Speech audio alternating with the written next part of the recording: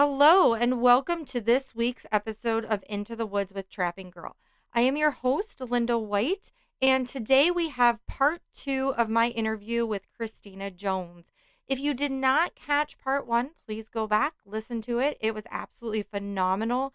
She is a wealth of knowledge about how to get involved, different organizations, what's out there, and really what's going on in the trapping world today. This week, we're going to talk a little bit about, a little more about the FTA and all the good things that it has to offer, and also a little bit more about her and her views on things. So, hope you enjoyed this episode. But I also wanted to talk about the FTA and the college that the FTA has because, quite honestly, until about 2 years ago, I didn't realize like what a phenomenal resource this is, not just for new trappers, but for old trappers as well. And I've talked to Beth a couple times and Robert and even Dave Eccles about it and everything. And this is just a phenomenal resource for trappers. Absolutely blown away by education and what is out there. So, do you want to just touch a little bit about that? I mean, this isn't like supposed to be like a sales pitch or anything, but I just think it's so great for people to know what the FTA has and this resource. Yeah, so absolutely. I obviously didn't even know Trappers College existed until I started digging into the FTA for, if I was going to potentially interview with them. And so, all that legislative stuff, it's all important. It's all going on every day, all day. And we are doing that. We are doing that hard work so that, people like you and people like me can do the good stuff. And the good stuff is the actual trapping. And Trappers College is the best of the good stuff. So Trappers College is a week-long program. It takes place in Indiana, and it's a YMCA. You're housed at a YMCA camp, and we trap and learn on a local wildlife management area. And it is amazing. It is. I had the incredible opportunity to attend last September. It's every September. And it is, I don't care what organization you belong to, where your allegiance is, it doesn't matter. Our numbers were a little down because of COVID. So I think usually they have about 60 students. Last year, I think we only had about 40. I was one of 3 women, and the other 2 women in attendance were actually agency employees. And that's kind of usually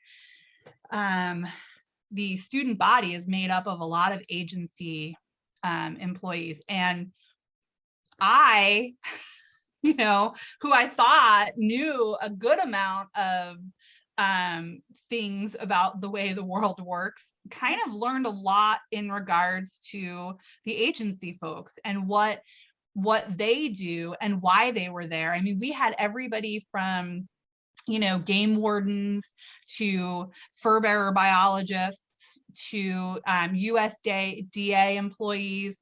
And then you have your trappers. You had trappers who have been trapping their whole life, who were there to learn some stuff. And I was in group 1. They group you sort of based on your trapping background and how active of a trapper you are. And we also had a good amount of wildlife control folks too. And so I was in group 1, and group 1 was the best group. And every group has, we all agreed, every group has a lead instructor, and then usually there's 1 or 2 other instructors with your lead instructor. And group 1 lead instructor was EJ Kelly. He is out in Wyoming. And we had Dan Schweitzel, who's from Illinois, and Charlie Mishak, who is from Indiana. And their combined trapping knowledge is like over 150 years or something crazy like that. I'm probably making them way older than they are. They're going to kill me. But anyway, and so you are literally I went in with no expectations. They kind of like tell you a little bit about the program, and I'm one of those people who like I jump first and then I'm like, ooh, probably should have asked some more questions, but we survived, so we're good. And so I didn't really ask a lot of questions because I figured, how awful could it be? Not that I thought it was going to be awful, but I was kind of like, oh, this will be interesting. And then they tell you start like at 6:30 in the morning and you go till like 10 o'clock at night. And I was like, how is that possible? Like, is it really going to be like that? It really is like that.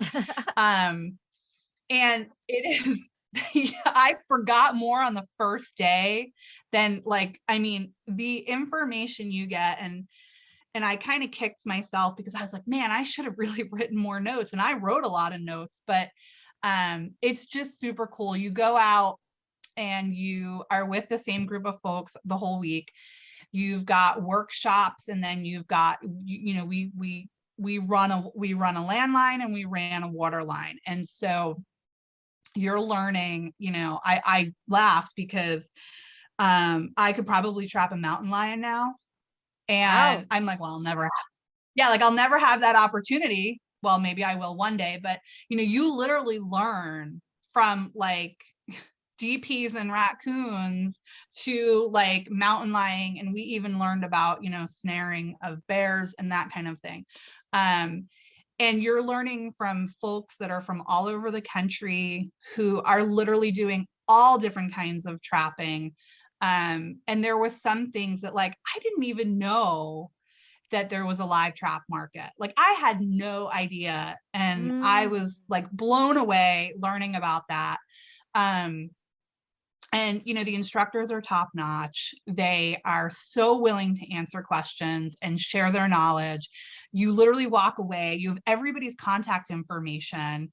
And, it's just like, I remember getting in the car to drive home and it's like 9 hours from where I live. And I was just like, oh my God, windows rolled down. It was a beautiful day, music blaring. And I spent 9 hours like trying to process like what just happened. You are so bone tired and you're so packed full of information and knowledge and resources. And it's like where, Todd Lang, who is the director of Trappers College, like the last day as we were getting our graduation certificates, he was like, so, what did you think? And like, you can't ask me serious questions and think I'm going to give you a serious answer. So I probably made some really sarcastic, like, oh my God, it was like the worst experience of my life kind of comment, because that's just who I am. And he kind of looked at me and I was like, oh my God, no, but like, can I sign up for next year? Because this is literally like the best, most amazing thing I've ever done. And, it was not always easy. And, as a woman, I was a little like, well, I don't know. I'd never even touched a foothold trap because we can't have them here. So right. I kind of challenged myself going into Trappers College to try everything, really get my hands on it. For me, it was really more about education so that when I'm dealing with members and stuff like that, I know what I'm talking about, or at least I can sound like I know what I'm talking about. And so I remember the first day, you sign out your little trapper's bag and they get all your tools in there. And I'm like, God, this is the most, I'm 5'3". And, this is why Trapping Girl exists, right? Because like, I'm like, where's my like pack mule? Because I can't carry this stuff. Right. Everything is super heavy. The bag is like awkward. I'm like, this is like a bag to carry firewood, but, and so it was really interesting in that regard, and then like sitting there and trying to set the footholds and, with the pan tension. And I was very adamant that I really wanted to learn. I really wanted to be able to do it. And they're great. The instructors are, like so hands-on with you. They will literally sit there and walk you through everything and then sit there and watch you while you're doing it.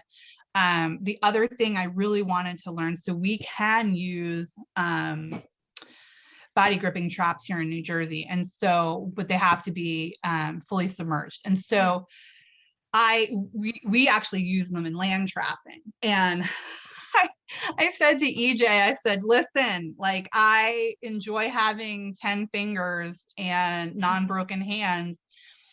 Can you show me how, like, I'm looking at this trap and it didn't make sense to me. Like it made no sense to me. So I was like, but I need to see somebody set it. So can you show me how to do it?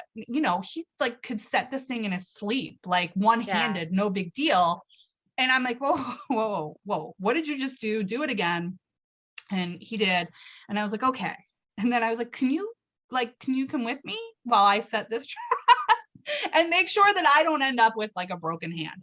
And they were like, they provide setting tools and safeties and all that kind of stuff. So, and they're really good about showing you those tools and, helping you. And so I successfully trapped my first possum. And it was a really big learning lesson. I set the trap. We got it all set up. It was great. I was so excited. Nobody wanted to claim that it was a good thing that I had caught this possum because it's a possum. And I was like, no, we're going to celebrate like this possum. It's my first possum.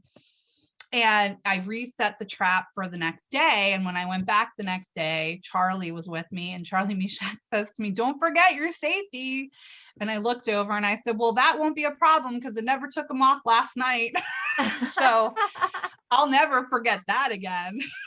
God only knows what kind of animal walked through or past that trap and got a really a free ride that day, because I was like, oh, and it's those little things that you kind of like learn.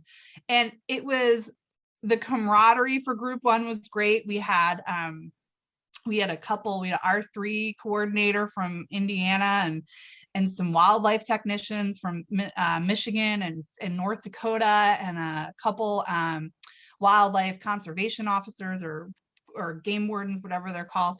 And then we had some older guys who were like retired and hadn't had the time previously, and now they had the time. And even though they had trapping knowledge, they were just kind of like on vacation doing it. And so it was really like an interesting, mix. And I would say I'm pretty big in just kind of like meeting different people. And so I didn't sit with my group the whole time. I'd go to lunch and breakfast and dinner, and I'd sit with other folks, and then we'd have presentations at night, and I would sit with other folks. And it was really nice to get to know people across the country, to hear about their experiences and their journeys and what goes on. I never even knew rabies is like a really big thing out here.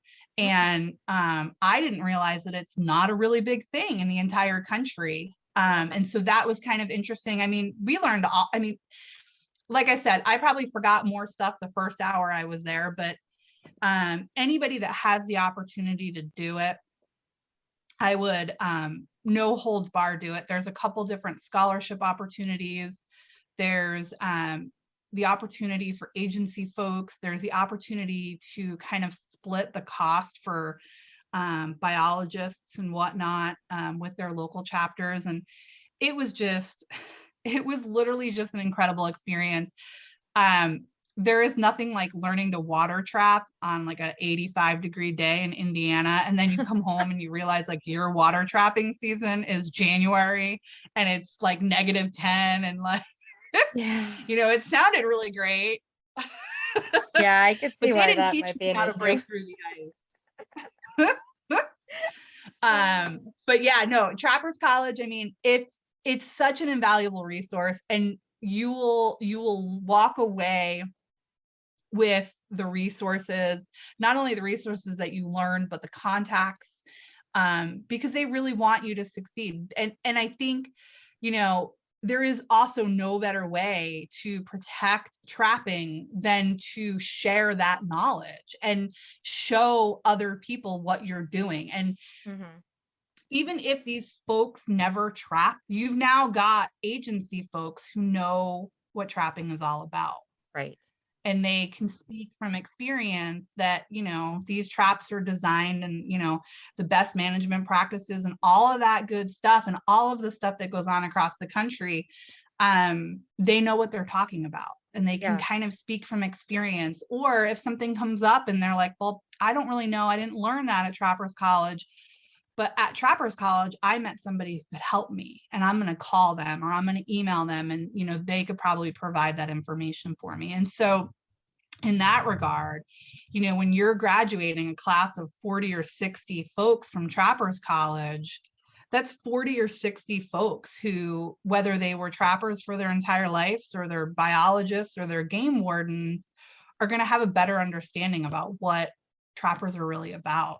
And, that's invaluable, because think Mm-hmm. about, we come across it here in New Jersey when you've got a game warden or conservation police officer who's doing field checks on trappers. If they don't even know what trapping is about, like, how can they really do right by it? Right. And here, anybody that messes with your trap or removes your trap, they can get in trouble. And so I think it's important. And I came home, and the first thing I did was I reached out to our fur bearer biologists and our fur bearer program here in New Jersey and a couple of our game wardens. And I was like, listen, you guys, if you could get this opportunity and you can make it happen, you really need to go. And not to sales pitch it, but it is such an unbelievable resource. And, I don't know how, if somebody could make it happen, they would say no, that they wouldn't want to go. Right. You will definitely walk away learning a lot. And it's eye-opening. It's very eye-opening. Yeah, and I think it's important, that you touched on, there's so many. I know even here, like the DEC officers that are here, they're writing your tickets and everything like that. And we came across one who came up to us, and Michael had a trap in the back of the truck set aside from all the other traps. And the reason why he had it there is because when he went to go set it, he realized that there wasn't a tag on it. And the DC officer came out, and he's like looking through, and he's like, well, I'm going to have to write you a ticket for this trap. And he said, well, why would you do that? And he said, well, there's not a tag on it. You have to have it, because he's going from a manual. You know what I mean? Like, he's going off this manual. And he said, well, yeah, that's why it's sitting there, is because it doesn't have a tag on it. And this guy literally had never trapped in his life. And after Michael said to him, he's like, so I have a question, sir. If I go buy a brand new set of traps, would you write me a ticket for that? Because they don't have my tag on it. As soon as, like think of it in that, and he stood back and he said, well, that, yeah, you got a point there, kind of thing. But it's so interesting how these officers, they go to school, they learn a little bit out of a book, and that's it. Like, trapping is like a blip on their radar. So then they're out there writing tickets or whatnot. And this is such a valuable resource for those officers to be able to go and say, okay, I may never trap again, but now whenever I'm like out there writing these tickets, or even if like you had said about, setting conibears and stuff, could you imagine if you were a DEC officer, never trapped, you saw an illegal set and you went down to reach for this trap and it goes off? Like, if you don't have those safety measures that you truly know, like, this is what you need to do, just like anything, trapping by no means is barbaric, but it can be dangerous. If you don't know what you're doing, yeah, it absolutely can be dangerous, just like handling a gun. That gun is never at fault.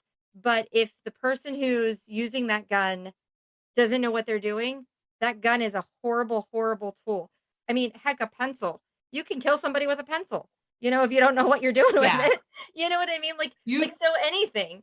You've got to really know how to handle that. So, yeah, I mean, this is a valuable tool, I think, that's out there. And like I said, I didn't even know until a couple of years ago that this existed. I mean, there's a lot of trappers out there that have schools or little classes and stuff. And those are great resources too. I'm not trying to take away from anything that anybody is doing. Those are great resources. But what the FTA has going on, I think, like, is absolutely phenomenal. you're breaking it down to your skill level.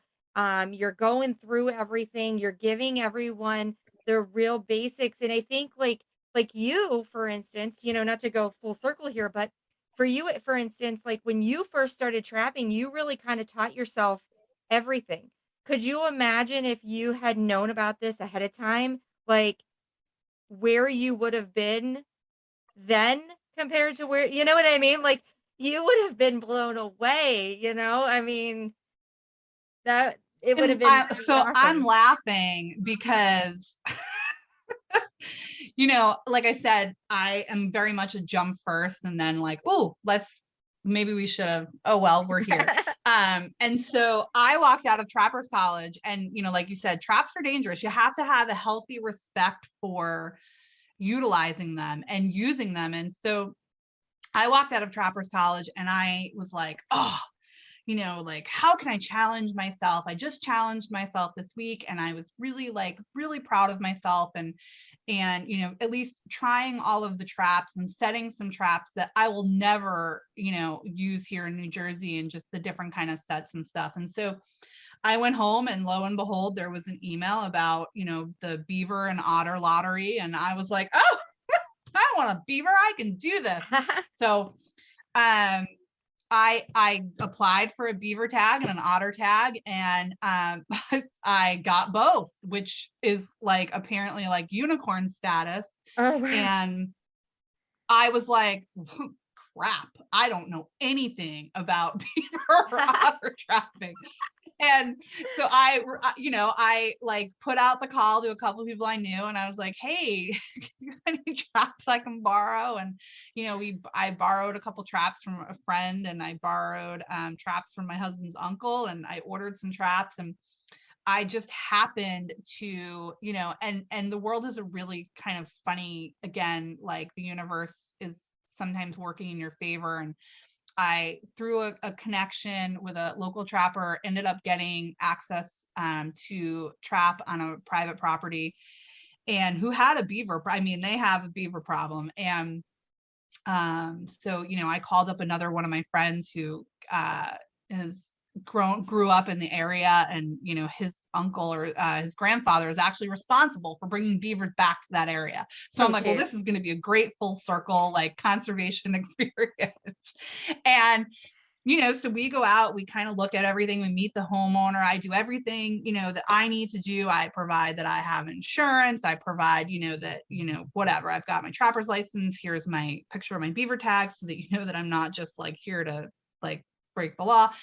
Right. And we go out and we set a couple traps and my local mentor was kind of like, here you go. And just kind of like, I'll equate it to like, letting a bird fly out of the nest, like good luck. And so the next day my husband was off work and we go out and it was like 50 or 60 degrees the day we set traps and it's now like 20. And I'm like, whoa, this is different. And the first trap I check, there's a beaver in it. And I'm like, oh my gosh. And I pull out this beaver and this thing is huge. Like I hadn't really been around. I mean, we did actually have the opportunity at Trappers College to put up fur and skin beaver and all that kind of stuff. And so, but I think when you're pulling your trap out of the water and there's a 52-pound beaver in it, it's like a little bit of a different experience. And so I was like, oh my God, this thing is huge. And the first thought that went through my mind, Linda, was literally like I had set 5 traps and I was like, well, what am I going to do if there's a beaver? Like if there's another one, and I'm sure most people are probably like, I hope my traps are completely full. And I'm over here like, how am I going to get more than one of these things out of here and out to the truck? And it's cold. And thankfully my husband was with me that day and he wasn't going to be with me the rest of my checks. And I'm like, I don't think I've ever prayed for there not to be something in my trap. And I'm like, I just hope there's no other beavers. And I literally like breathed a sigh, had a sigh of relief the moment I had pulled or checked all the traps and was like, okay, so we just have this one today. Like, thank God. And because I am very much like, I will do it. I will ask you questions, and if I need help, I'll ask for help, but I'm going to do it, and I'm going to do it by myself, and I'm going to make it happen. And so I'm never without a jet sled, whether I'm deer hunting or bear hunting or beaver trapping. So we load this 52-pound beaver into the trap. I'd fallen in the water in my neoprene waders. So, and of course I have like a change of clothes because I don't go anywhere without like everything I own. So now I'm out at this pond and I have everything I own, and I've got a 52-pound beaver, and my waders are soaking wet. I'm soaked and I'm cold, and I'm like, okay, this was the most amazing experience of my life. I'm going to go home and I'm going to figure out how to skin this beaver. And my husband is like, did you do this at Trappers College? And I was like, well, I mean, yeah, but like, this is like a totally different environment. It was 80 degrees at Trappers College. It's 20 degrees. So he fires up the propane fire pit that he had gotten for Christmas in the garage with the door shut. And I actually made a really cool video. I time-lapsed it in speed, and I did the beaver and I got the caster out. And it was, I always say women are so much more hands-on, like, and I think men don't really realize this a lot of times, and not every woman is like this, but from doing mentored deer hunts and turkey hunts and stuff, and just even being around other women in trapping environments, like they want to try things themselves. They want to be the ones that are actually doing, the skinning, and they want to learn about the animal. And I think for me, it was actually really, really nice to not have, my husband can field dress a deer in like 3 minutes. Like by the time I'm turned around and I'm holding the leg, he's done. And the first time I had a field dress a deer, it took me 45 minutes of watching a YouTube video and stopping and going and stopping and going. And I'm still pretty slow, but I'm also, because I'm like, well, I want to look at everything. I want to see, and so it was the same with skinning the beaver, the first beaver. And so the next day I was on my own, and I'm like psyching myself up while I'm driving there. And I'm like, oh my God, what am I going to do if there's like a ton of beaver, and how am I going to get, and I'm like, you know what? You're in no rush. You have nowhere, you don't need to be anywhere. Just go slowly and enjoy the experience. And the next day there was another beaver, not quite as big, and just the one, and I didn't fall in the water, so that was a success. And so it's just like these, it's just like these little kind of funny things that happen. And I was like, I can remember like texting my husband, and I was like, look, selfie with a beaver. And I go, and thank God there was only one, and I'm like thinking to myself, like, how many trappers are probably like, what is she doing? Like, she's excited that there was only one, but it's a lot. It's not easy. It can be hard work. And when you're walking and you've got to go a long distance, and you've got all these tools that weigh 900 pounds, and I had a mallet that weighed like 10 pounds, and because it's all iced over, and you've got to break the ice, and whatever. And I remember like sitting down on the bank and just being like, and like, I wonder why my parents are like, where did she come from? But so it's, but at the end of the day, like walking over and I had posted a couple of pictures walking over like the berm and the backfield of this gentleman's property that I was able to trap, and seeing the sunrise over the pond, over this ginormous beaver lodge.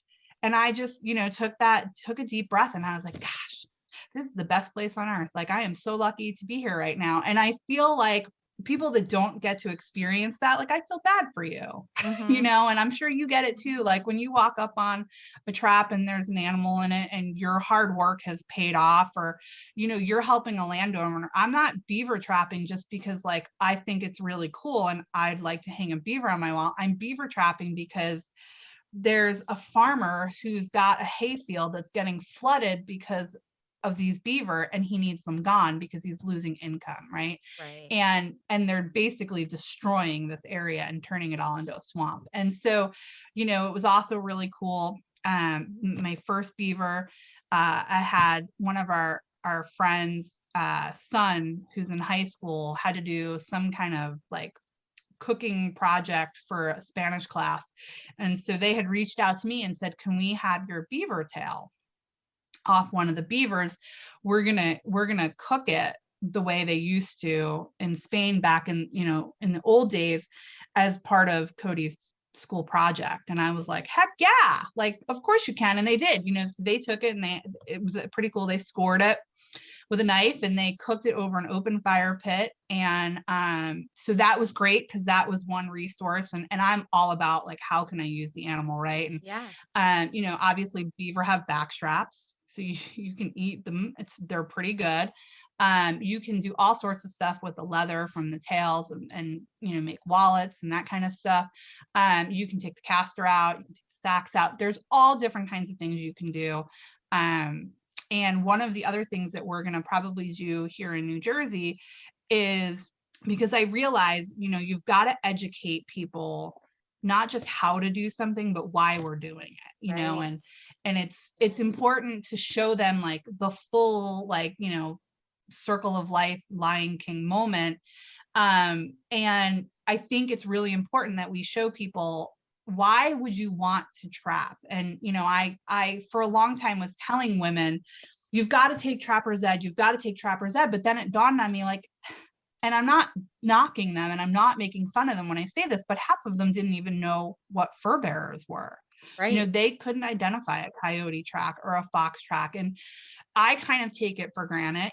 My husband is a well-skilled outdoorsman. He's not a trapper, but like he can, we would go walking in the woods and he could identify everything. Mm-hmm. And so I kind of take it for granted that I have that knowledge. And so what we're going to do is kind of do the reverse. And we're going to show, we're going to do like a fur bearer 101 class, just so you can kind of learn what else is out there. The other kind of really funny thing is, whenever you're in like a populated area and it's fox mating season, and I'm sure it happens in, my parents live in a 55 and over community, and they had a bunch of foxes living on the golf course, Oh, and right. it was mating season. And the SWAT team showed up because they thought that somebody was being murdered. And, Oh, the noise. Yeah. Yeah. if you don't know what that is, like, Right. I mean, I heard it the other night and I wasn't expecting it where I was. And so I was like, oh, it's a fox. But, and so probably you guys probably get it too. Like, obviously I live in New Jersey, and even though I live in a pretty rural area, I've got a lot of friends who live in like suburbia, and they'll record like the sounds of what they're hearing and they'll send it to me and they'll be like, what is this? And I'll be like, oh, a fox, or, oh, that's a fisher. And or my favorite, what is this? And it's like a picture of a house cat. Is that a mountain lion? Or it's a bobcat or whatever. And so it's really important to kind of educate people on what fur bearers are, who, what animals are fur bearers, what their tracks are, that kind of stuff.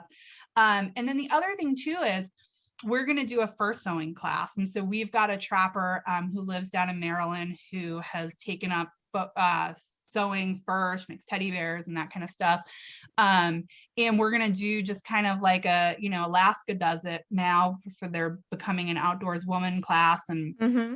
just to show people that there's ways to utilize fur. I mean, gosh, there is like no better thing to keep you warm in the winter when you're hunting or, doing anything outdoors. I mean, that's kind of, it's kind of interesting. My parents were not outdoorsy, but my mother was, my mother wore fur. I remember being a little kid and she had a Stone Martin stole, and they were full bodies, and it used to hang in the closet, and I'd hide in the closet and play with it. Things scared the Mm-hmm. crap out of me. But so I grew up in a house where like fur was not a big deal because there were fur hanging in the closet, and my grandmother and my mother wore fur, and so it wasn't like taboo.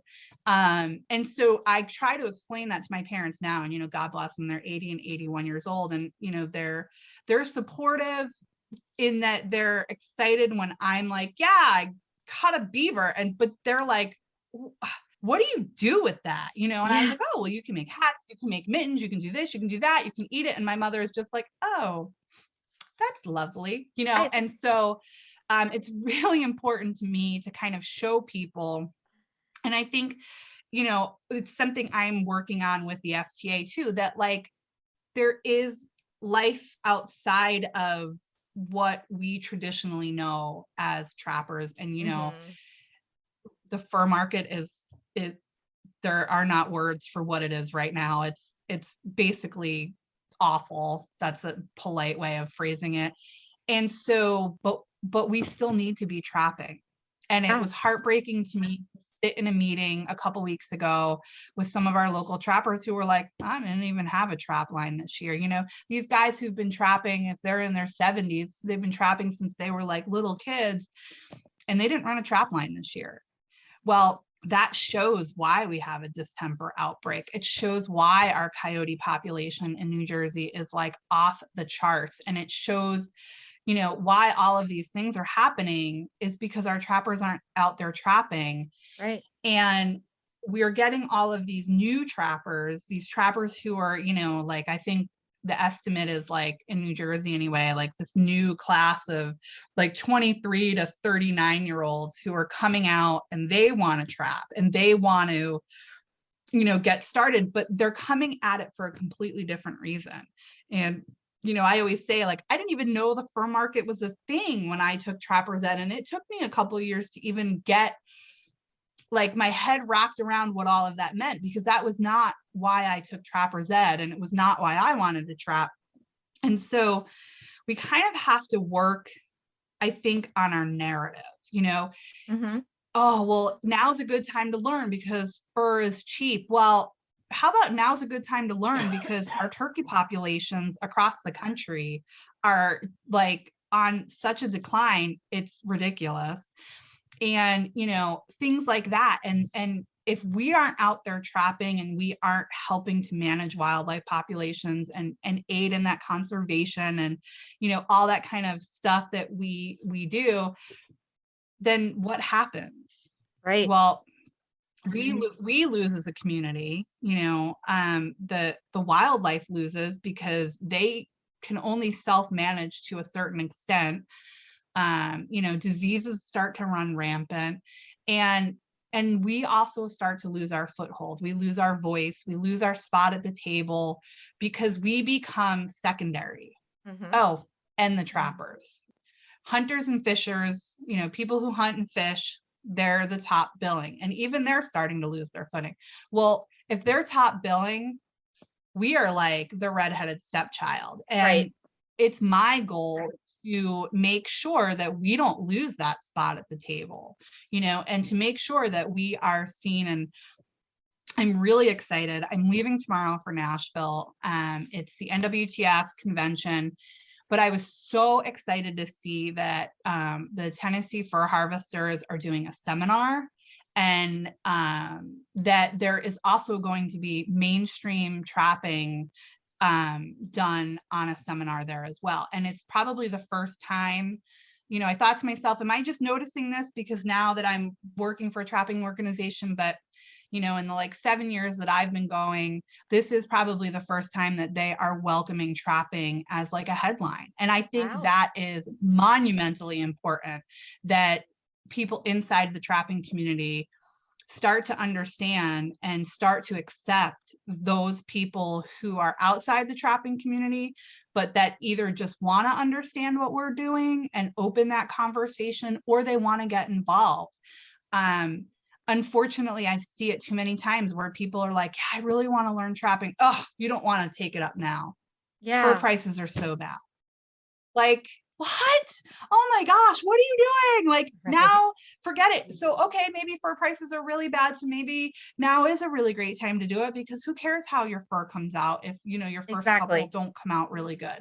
But like, there's so many other reasons you can take up trapping and so many other avenues for you to utilize that fur, that we are just doing ourselves a disservice in that regard. And you know what? Not for nothing. Like, I don't know, maybe it's wrong to say this, but it's fun. Like, it's enjoyable to me to get out and get that outdoor exercise and, see the sun coming up and, just kind of checking traps. And look, it's frustrating when you get there and there's nothing in there, or, you're set in working or something, screwed it up. But it's now is like such an incredible time to just get outside, learn from your mistakes and learn from your wins, and just kind of like help somebody else, like I'll see it all the time, like people who want to learn, but they're like, well, I don't know what to do. And I'm like, well, you can come with me. I don't know what I'm doing either, but you can maybe figure out sort of, and don't do what I'm doing. But and like for me, it's always fun. It's always like, I'm always having a good time. There's so much to see out there. There's so much to learn. There's so many people who are willing to share with their knowledge. Like, for instance, you, first of all, that like now is a really great time to get into it. And even if you can only be a part-time trapper, before I worked for the FTA, I had a Monday through Friday 9 to 5 job, and I commuted an hour each way. So for me, running a trap line during the week was just not going to happen. Mm-hmm. And so I would literally set on a Friday, check on a Saturday, and check on a Sunday, and that was it, unless it was a long weekend. And you know what? Like, that's fine. There's nothing wrong with that. Right. It will help you help turkey populations, duck population, all that kind of stuff. While I was at Trappers College, unfortunately, our chickens got murdered Oh by a no. fur-bearing animal, which was, ironic. And, but things like that, it'll help you protect your livestock, your animals, that kind of thing. It'll also help you learn the property that you're on, and see better ways that you can manage it and that kind of thing. And in the long run, like, just get out there and use your natural resources and enjoy your natural resources.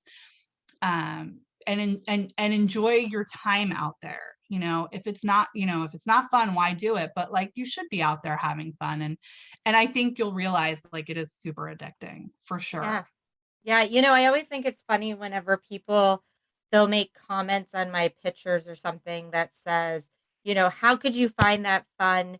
How much skill do you really need to like trap an animal? And I'm thinking to myself, like, you guys don't realize that there is like all these woods, and I have this tiny little pan that I'm having this animal like step on. Do you realize what that all entails? Like, yeah, so it is super addicting. It is super fun.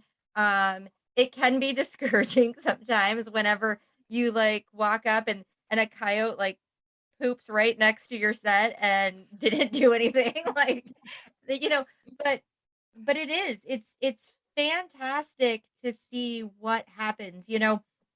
I had to do a article for Real Camo Girl about the effects of trapping on waterfowl.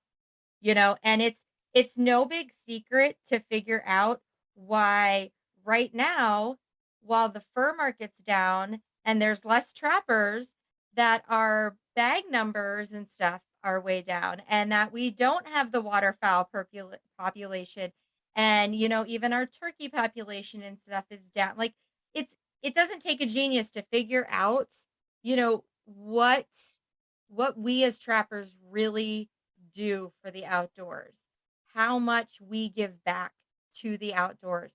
So, I mean, I think it is great. Like you said, right now it is, anytime honestly is a perfect time to get out and start, like you had said, and I preach this all the time, now is the perfect time because who cares if you screw up a dollar coon? You know what I mean? Like who cares? Whoop de doo. Um, but like you had said, there's so much more to it.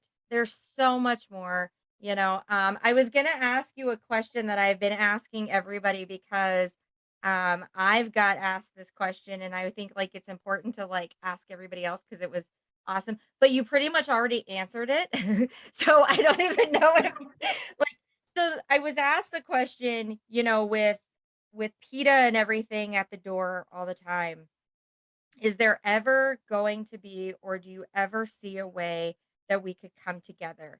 And if so, how does that look? How do we come together? But you've really touched in how, like, right now in New Jersey, you're working on educating people. You're working to show why we trap. And I think that's huge. I think there's so many people out there that they see that picture and like, I don't know, I know we weren't friends at the time, but a couple years ago, I don't know if you know this, but like I was PETA's poster child. They took a picture of me and this fox, And they literally, I was on, I think, like, almost anything and everything. It was ridiculous. I had death threats, I had calls, they were attacking my daughter, and I think it's so ironic how you can send me death threats because you think I hurt something. Like, the irony in that is just unbelievable. But I think, they look at that picture and they don't see what that picture really means. They see an animal in the trap, or they see, it dispatched, or whatnot, and they don't see what all that animal meant, like what that all entailed to trap that animal, why we did it, who survived because we helped with that population. So I think what you're doing, that pretty much answers that question right there is, educate, educate, educate, get out there. And I think that's phenomenal that you are willing to be that focal point and get out there and show these people what's going on. Like, you're brand new pretty much. And so am I. I look at it as, I've only been doing this for 8 years now or so. And I'm still really green, like, compared to the amount of knowledge that people out there, like, super, super green. But I think, you know, and I get this backlash a lot, I think, because I'm in the public eye a little bit more, with being a vendor and everything, like, oh, that girl out there, she just wants attention, or she wants this, or she wants that. But like you said, I think as women, we really have an emotional connection that men don't get. Like, the passion, and just from listening to you and us having this conversation and everything, like, you have that passion in your voice. You you have grabbed hold of this and you are super excited, and you want everyone to know why you're super excited, and that's phenomenal. Phenomenal. And I think that's something that as women, it's so important for us to be out in front talking about it, because they look at trapping as this barbaric thing, you know? And I feel like we bring that softer side to the table. We bring that passion. We bring that emotional, effect to it, to why we're doing this. So I think it's so important to have you and other women out there, and I applaud you for doing what you're doing in your estate and for doing what you're doing for the FTA, and that's phenomenal. Absolutely phenomenal. So I know, before we started this podcast, I said I was going to try to keep it to an hour. So I'm really sorry about that. We've gone a little tiny bit over that hour. So I'm going to wrap this up. But before we leave, is there anything else you wanna say to our listeners, or a message or anything like that to give them? Yeah, and real quickly, because like I said to you, Linda, I could talk about this stuff for hours and days, but um, you know, in speaking to what you said about, they kind of look at women who, post pictures and are on social media, and there's sometimes a little, and I don't know if jealousy is the right term or whatever it is, but and knowing you the little bit that I do, and knowing other women that trap and why we do things and why we use that platform to share what we're doing. Um, I think it's important that people understand, and women especially, that, don't worry about what other people say to you. Mhm. You know, do what you want to do it how you want to do it. And other people's opinions of you and what you're doing, they don't really matter. It's not any of your business. And I have always kind of stuck to that. And I just do what I do, and I share what I share with people. And it's important to me, obviously, as I've mentioned, like, education and sharing that knowledge and sharing that passion. And, like, heck yeah, because compared to, like, some of these guys that we know, Linda, you and I are like, oh my God, we're babies Mhm. compared to some of these guys. They've been trapping for like 80 years. And it's like, wow, like, forget more in a minute than I will learn in my whole lifetime. But there are some really amazing things going on for women. And I'm just going to go through this real quick. I say this about the hunting community, and I'm going to say it about the trapping community. It's an amazing time to be a woman in the trapping community. And I'm not knocking the women who have been here and who have been trapping and who have been just doing their thing and keeping their head down and just kind of, you know, paving that path for people like you and giving, you know, me the opportunity at the FTA to open some doors. But there are, you know, the women's trapping camp that's going on in Wisconsin. They're going to do it again this year. The Alaska Women's Trapping Summit that you guys are doing in March. We are seeing more and more women doing demos at these conventions and hands-on type of things. And now is a really great time. And almost every female trapper that, you know, I know and I follow on social media, is posting incredible content, and they're posting things that are helpful, and they're sharing tips and they're sharing tricks, and there are, you know, just things that, like, if you want to get into trapping or you are already trapping, pave your path and don't think you can't do something just because other people aren't doing it. You know, I think it was your first podcast where you said something about how women pick up on details. You know, we're more detail oriented. Right. And it is so true. It is so true. And I think because trapping is really detail oriented, I think if you're gonna start trapping as a woman, you're going to become addicted to it, and you're going to love it, and you're going to want to get involved in it. And I, you know, because of women like you who have provided an online community, and the information and this podcast and Trapping Girl and all of that kind of stuff, like, we are helping to move trapping forward and giving it its future. You know, you can't give something a future without, you know, having a past. But we needed to kind of do something with trapping. It needs a way to move forward and to have a future, so that all of this work that we're doing in the background, these organizations to protect and preserve, you know, that trapping heritage. Well,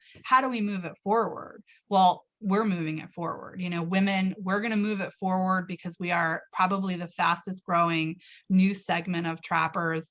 And, you know, someone needs to speak up. Someone needs to show that, like, it can be done and we can do it. And it doesn't matter if you need trap setters and you need, you know, assistance in setting traps and this and that. Find a way to do it and do it. And, you know, we are single-handedly, probably not, but maybe, going to, you know, change kind of the landscape of trapping, I think. And I think, you know, I don't want to put all this weight on women's shoulders, but it's important for us as trappers and part of the trapping community to show people, you know, what we do, why we do it, and to share that knowledge. And, you know, women are really good at that. And I think it's already making a difference. I mean, it is literally already making a difference. We are already seeing the fruits of your labor and the fruits of other women trappers who are, you know, sharing their journeys. And we're already seeing, like, I'm sure, I don't know what the numbers are, but I guarantee that you're seeing a difference. You know, and that you're getting contacted by women who are reaching out to you. And so to wrap things up, because otherwise I'll just talk for hours, I would say get involved, join your local organization, join your national organization, pay attention. If you see something on Facebook that's talking about, like, you know, something that's going on in terms of legislation or anything like that, the best thing you can do, share it. It doesn't cost you anything. It doesn't cost me anything. Right. Share it, support it, like it, love it, whatever you do, you know, acknowledge it. And, you know, that helps. That it sounds stupid. It makes a difference. And don't be shy about it. Get out there, join, you know, there's all different Facebook groups, Instagram pages, you know, all sorts of stuff and resources out there now for not just women, but all trappers, of all skill level. And it's a great time to be a trapper. I don't care that fur prices are down. I mean, yeah, I do care, but I don't really care. Like, to me, that's just kind of an excuse. Like, we can be better than that. Like, trapping seasons are wrapping up for a lot of the country, and now is the time for us to dig in and kind of, not be forgotten about as we head into convention season. So, in short, Linda, although it's been long, thank you for all of the work that you do and all of the paths that you are paving for women, and not just women, but also young girls. I love to see the pictures of all the girls who, get to meet you and are just so excited to set their pink traps and their purple traps and all that kind of stuff, because we are lucky to have you. And I think the trapping community as a whole really, really needs to understand, we're lucky that we've got people like you who are willing to put the work in and put the time in to better our community. So thank you. I'm going to say thank you on behalf of everybody. And thank you for having me today. I really appreciate it. I could talk for hours and it's been fun, and there's probably 18 more topics we can talk about. But if anybody has any questions or anything like that, they know how to get a hold of you. Yeah, and if they do, and I'm gonna put that out there, so I have an email it is questions for TG. And if you have any questions for Christina, just let me know. She's also on Facebook, and you could probably follow her and reach out. And what is your what is your name on Facebook? Because it's not just Christina Jones, is it? It is not. It's Cristina McGannon Jones. Okay. Okay. I wanted to say I thought there was another name in there, and I'm like, I got a blank. I got a blank.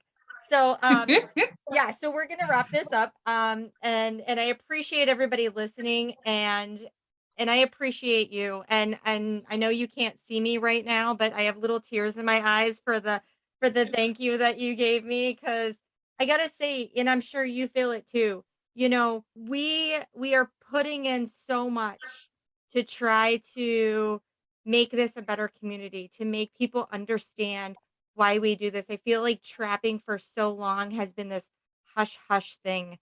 And it maybe took a couple loud people that said, PETA isn't the only one who's loud and obnoxious. I get told that all the time.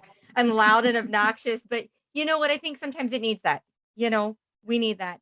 And people complain about fur prices and everything else like that. Well, guess what? Whenever you start showing why we need trappers and why fur is good, and you hear all these liberals talk about their carbon footprint. Well, how about not filling up, landfills with crappy fur and use the real stuff? It breaks down.